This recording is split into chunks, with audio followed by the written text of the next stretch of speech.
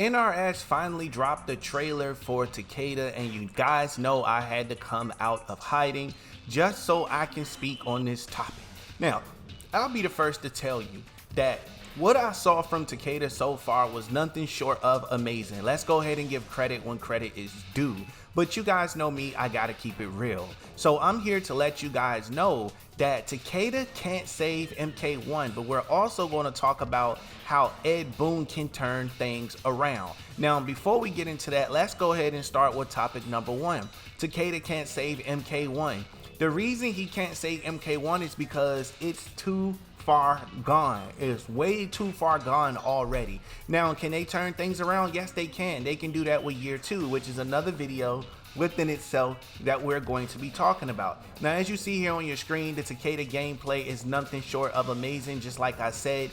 But unfortunately, the strategy that NRS got away with using for Mortal Kombat 11, it did not work like they planned for Mortal Kombat 1. And you're probably wondering what I'm talking about. Well, let me tell you.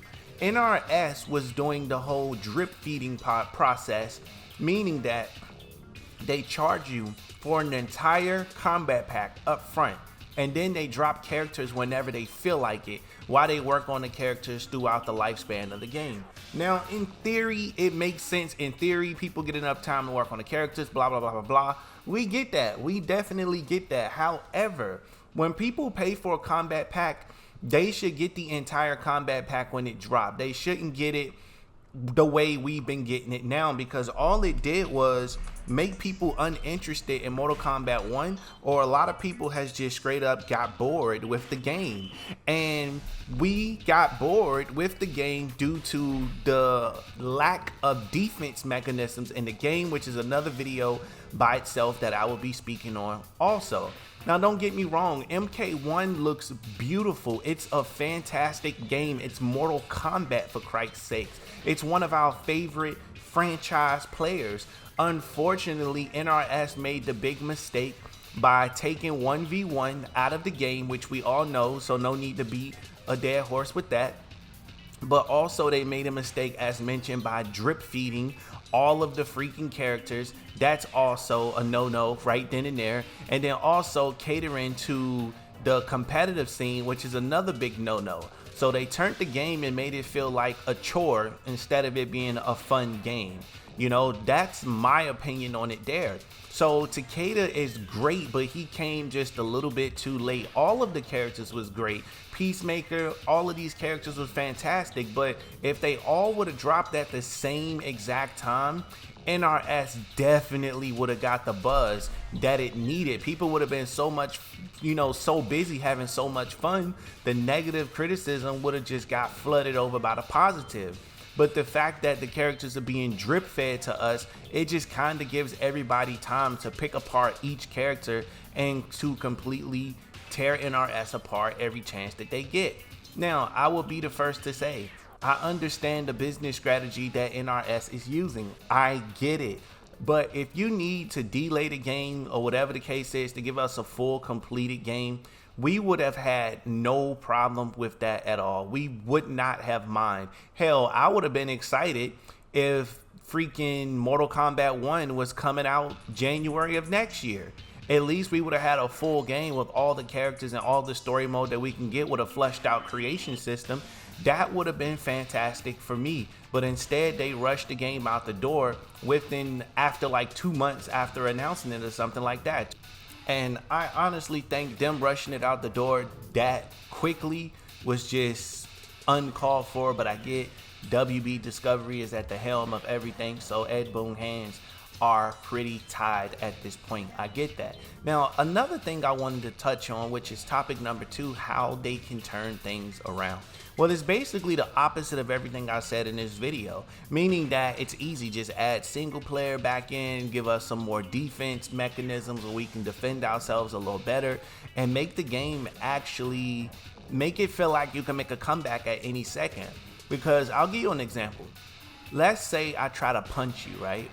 And you duck and I miss. Now I'm about to get hit with a 70+ combo, or let me be a little realistic. Maybe I'm about to get hit with like a 40+ combo into a fatal blow or something like that. You get what I'm saying? And that's just like massive overkill. There should be some way to, I guess, flawless block in the middle of a combo. I think they had that in Mortal Kombat 11. At least there were tools there to defend yourself. And I think that's one of the most important things, is being able to defend yourself in any game. Nobody just wants to hold the controller in their hand while they're being devastated and destroyed. Now, you could correct me if I'm wrong, but I don't think Mortal Kombat 1 has the drop out of air feature that MK11 had. Now, we do have cameos that can come in and save us. That's fine, but we should be able to save ourselves by dropping out of the sky, rolling across the floor, and having wake up attacks. Now, don't get me wrong, I know we do have wake up attacks in Mortal Kombat 1, but them attacks are not reliable at all, especially if a person just decides to jump over what you got going on, which is fine. You know, I don't have a problem with the whole jumping thing, but again, rolling is very important, and being able to do some heavy guarded attacks to defend yourself. Those are the type of things that we need in this game in order for it to be considered one of the best games. Now, don't get me wrong, I'm getting ready to get myself back into Mortal Kombat 1 and go back to play some Toxic Combat League and to troll people with Tanya and things of that nature. I cannot wait to get back to doing those things. You know, I'm going to play Mortal Kombat 1 regardless. So anytime you hear me speaking on Mortal Kombat 1, whether it's positive or negative, it's only because I love the game. It's no other reason. It's just because I love the game. And I feel like the game can offer a lot more. We all know the game can offer a lot more. So that's why my fingers are crossed for this whole year 2 thing that they have coming out, because I'm interested to see exactly what they're going to do with this whole year 2 thing. I mean, they've had an entire year and some change to kind of get Mortal Kombat 1 under wraps, to make sure that we get everything it is that we want in this game. Like, we don't have a problem with NRS making money off us or charging us for stuff. We just want to know that we are taken care of. Like, we're going to pay you the money that you want, but you got to give us the things that we want. For example, I always compare Mortal Kombat 1 to Grand Theft Auto, and it's always for good reasons, because Grand Theft Auto 6, guess what? I don't care if Grand Theft Auto 6 is charging $400.